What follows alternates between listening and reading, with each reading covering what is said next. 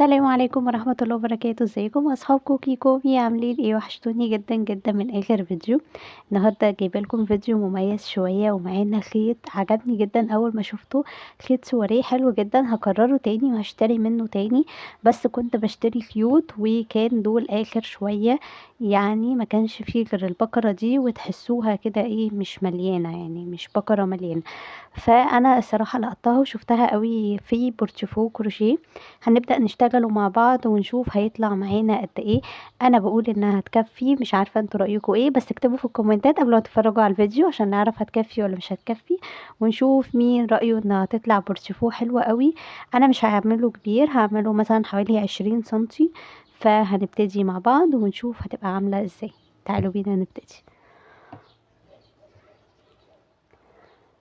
كده بعد ما وصلنا لطرف الخيط، عايزه اقول لكم الخيط ده نوعه بيور تقريبا، نسيت اقول في الاول. النوع ده انا اول مره اشوفه، هو جديد عليا. هو خيط من الخيوط بيور، بس الفكره ان هو ملفوف عليه السيرما دي. شكله حلو قوي، والالوان بتاعته كده مديه طرقعه. تعالوا بينا بقى كده نبدا مع بعض. وانا هشتغل مع الخيط ده بابره 3 اهي. وكمان هنحتاج المقص.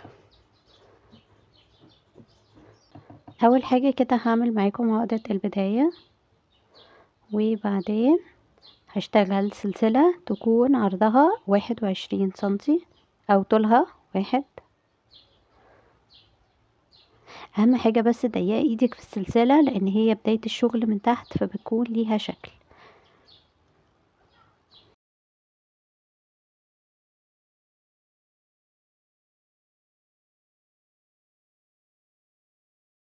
تعالوا بقى كده نقيس.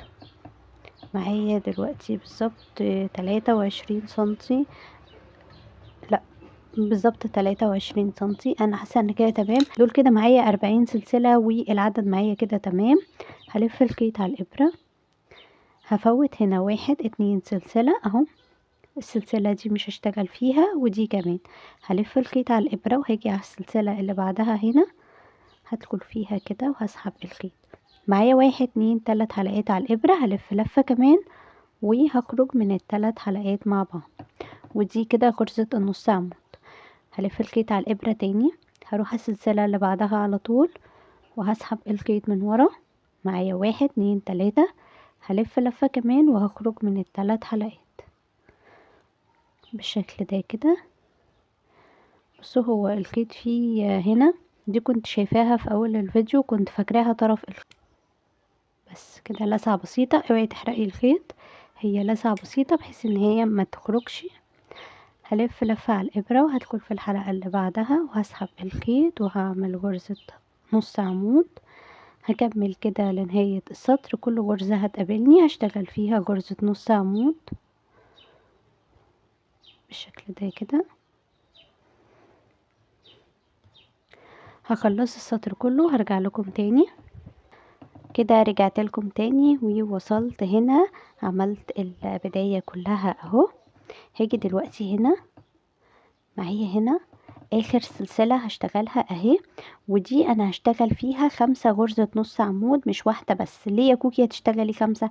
علشان تديني الدوران اللي هنا اللي هشتغل عليه الحرف التاني. تعالوا نشوف مع بعض. هلف الخيط على الابرة وهشتغل كده 1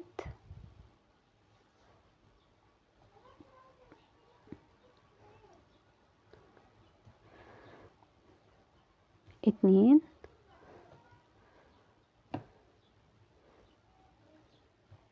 3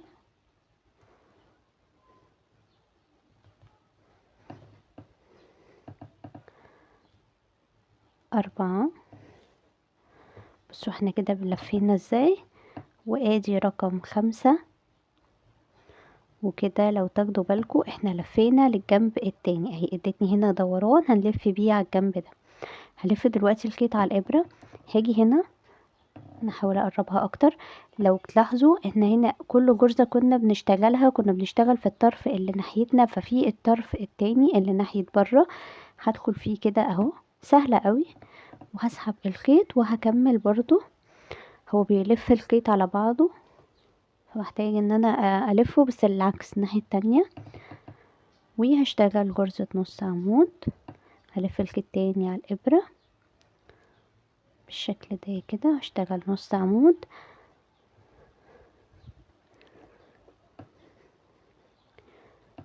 طبعا انا واخده الخيط بتاع البدايه عشان اقفله معايا بالشكل ده كده. كل غرزه قصادها هشتغل غرزه تانية نص عمود، شايفين ازاي؟ هلف الخيط تاني اهو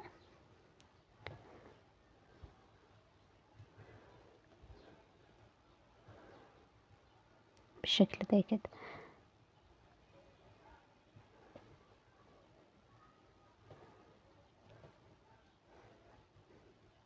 هكمل وهوصل لنهاية السطر هنا وهرجع لكم تاني. وصلت معاكم كده لنهاية السطر، وعايزة اوريكم حاجة. العيب الوحيد اللي في الخيط ده ان هو بيلف على بعضه بالطريقة دي، وبفضل اشد فيه جامد. وبس مش بس كده، بفضل اشد فيه وافك اللي هو يعني افتحه كده سنة، الفه العكس وانا شغالة. فكل شوية بتلاقيه عمل مننا كده. بس هو كخيط هو حلو جدا يعني، هي بس ارخم حاجة فيه ان انا بقعد افك فيه وانا بشتغل. بصوا بيلف على بعضه جامد قوي لان هو مبروم جدا. تمام كده. تعالوا بقى هنا، انا هنا اشتغلت الغرزة اللي قبل الاخيرة، دي مش الغرزة الاخيرة، دي الغرزة الاخيرة معايا. حتى لو تاخدوا بالكم هتلاقوا فيه هنا فرق. هلف الخيط على الابرة وهدخل هنا كده، ودي كانت اخر غرزة في السطر.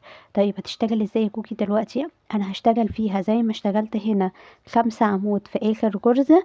المفروض ان انا هنا هشتغل 5 عمود، بس في حاجة، العمود دوت محسوب معانا من ضمن ال5، يبقى انا هشتغل هنا 4 بس، وده هيكون الخامس.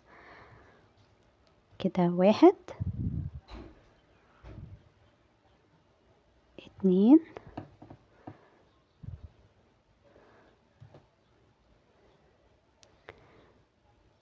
3 كده 4، وده الخامس معايا، وهقفل فيه بمنزلقة بالشكل ده كده. تمام كده. انا هنا عملت كده هنا عملت ال5 عمود معايا اهو. تمام كده. تعالوا مع بعض نرتفع السطر الجديد ونشوف هنعمله ازاي. انا ككوكي ليا طريقة معينة ببتدي بيها السطر في غرزة النص عمود، هوريها لكم. وبرضو حابين تبدأوا ب2 سلسلة وتكملوا تمام، حابين تبدأوا بالطريقة بتاعتي تمام برضو. اول حاجة برتفع سلسلة واحدة. تمام كده. هلف الخيط على الابرة وهدخل تاني في نفس المكان اللي انا عملت فيه المنزلقة، وهسحب الخيط وهشتغل نص عمود. وبكده ده بيكون اول نص عمود معايا. طب ليه يا كوكي بتعملي كده؟ بعمل كده لان لما بعمل هنا 2 سلسلة، هوريكم دلوقتي هنشتغل ازاي الاول، وهوريكم الفرق بين الطريقة دي وطريقة ال2 سلسلة. هاجي دلوقتي هلف الخيط على الابرة وهدخل على الغرزة اللي جنبها، وهشتغل نص عمود هنا اهي. وبعدين نلف الخيط على الابرة وكمان نص عمود. تعالوا بقى دلوقتي كده اوريكم مفيش اي فراغ بين ال3 نص عمود دول. طيب لما هفك كده وهشتغل بالطريقة العادية خالص، اللي هي نرتفع 2 سلسلة وهلف الخيط على الابرة، وهاجي على الغرزة اللي بعدها هشتغل نص عمود اهو. الفراغ بقى باين من الاول اهو، شايفينه؟ وبعدين هلف الخيط على الابرة تاني واشتغل في الغرزة اللي جنبها نص عمود. بصوا كده ال2 نص عمود دول اهو، حبة كده واضح. ال2 نص عمود دول قريبين جدا من بعض، وهنا في فراغ اهو، فراغ اهو بين العمود اللي هما ال2 سلسلة ودول. فعشان كده انا بحب في غرزة النص عمود او حتى العمود بلفة برتفع بنفس الطريقة. برتفع 1 سلسلة بس، وبلف الخيط على الابرة، وفي نفس المكان تاني اهو بشتغل غرزة النص عمود بتاعتي. تمام. وبعدين الغرزة اللي جنبها نص عمود، واللي بعدها نص عمود. بعيدا عن صوت الكلاب، يا رب يكون ما كانش واضح وانا بشرح الجزء اللي فات ده، بس هنا عندنا مجموعات كبيرة جدا فبيقعدوا بقى يتخانقوا مع بعض وكده. تعالوا بقى احنا نكمل. انا دلوقتي نسيت كمان اقول لكم ان انا بشتغل السطر الجديد في الحلقة الخلفية فقط. ازاي يا كوكي؟ برضو بلف الخيط على الابرة. عندي هنا 2 حرف الفي اللي احنا بندخل كده جواهم، بس انا مش هعمل كده، هلف الخيط على الابرة وفي الحلقة الخلفية فقط هسحب الخيط من ورا وهلف كمان لفة وهخرج من الحلقتين. تاني، الحلقة الخلفية فقط.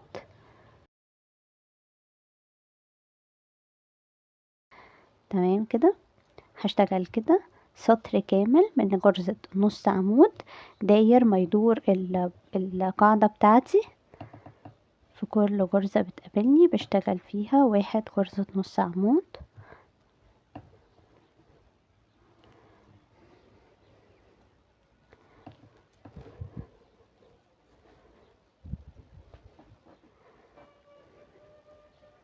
ما تنسوش بقى تقولولي البكرة هتكفي البورتيفو ولا لأ في الكومنتات. ها، مش هوريكم النهاية لما تقولولي في الكومنتات الأول هتكمل نص البورتيفو بتاعي ولا لأ. هكمل كده لنهاية السطر وهرجع لكم تاني. رجعت لكم تاني كده، خلصت السطر، بس اول حاجة هعملها معاكم ان انا عايزة اقفل الخيط ده لانه الخيط بيشبك جامد جدا وبيعمل فتل زي ما انتوا شايفين كده. دلوقتي انا خلصت السطر اهو، شايفين معايا ازاي؟ وشكل البورتفو ظهر اهو، شكله حلو جدا.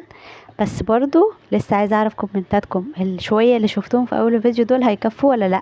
انا شخصيا لسه مش عارفه، بس انا بقول هيكفي. اشوف رايكم انتوا بقى. دلوقتي كده خلصت، خلاص كده دلوقتي وصلت لنهايه السطر، ودي المنزلقه فمش بنشتغل فيها.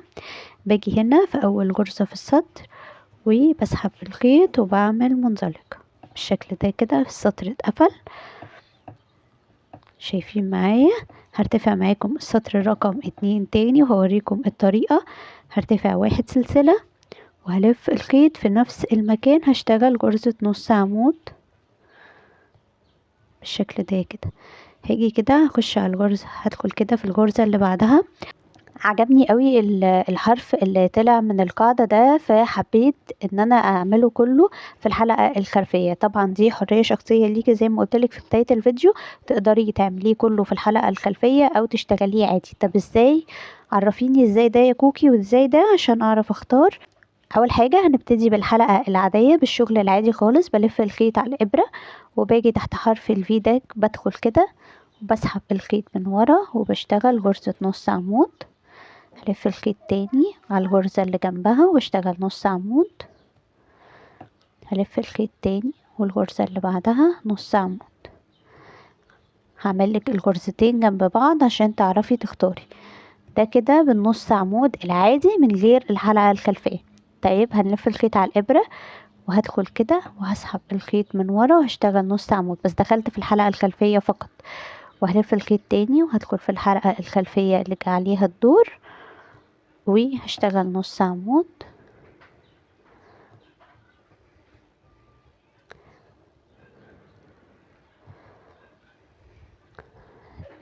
كده. شايفين الفرق؟ الجزء ده من غير الحرف ده اهو. فانا هشتغل في الحلقة الخلفية فقط.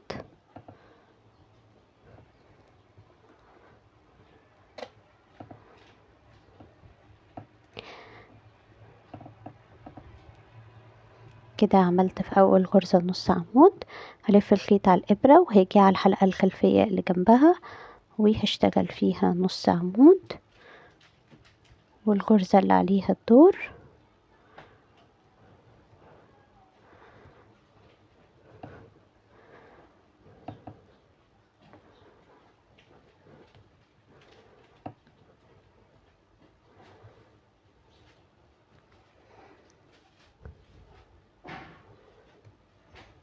بالشكل ده كده، وده الشكل معايا شكله حلو قوي. هكمل بقى كده لنهاية السطر وهخلص السطر وهرجع لكم تاني. رجعت لكم تاني كده ووصلت لنهاية السطر التاني، وده الحرف اللي كنت بقول لكم عليه شكله حلو قوي. تعالوا بينا نكمل. هعمل منزلقة دلوقتي. هرتفع 1 سلسلة وهلف الخيط وفي نفس المكان هشتغل كمان غرزة نص عمود. بالشكل ده كده، وهكمل بقى كده سطور لحد ما نوصل لطول البورتفوليو اللي احنا عايزينه. وبكده اكون وصلت معاكم لنهاية الجزء الاول، واستنوني في الجزء التاني. وعايزة بقى اشوف كومنتات واشوف مين هيقول صح ان هو هيكفي او مش هيكفي. ده باقي الكيت اللي معايا، وده الجزء اللي احنا اشتغلناه، هيكفي ولا مش هيكفي؟ استنوني في الفيديو التاني ونشوف مع بعض هيكفي قد ايه. باي باي.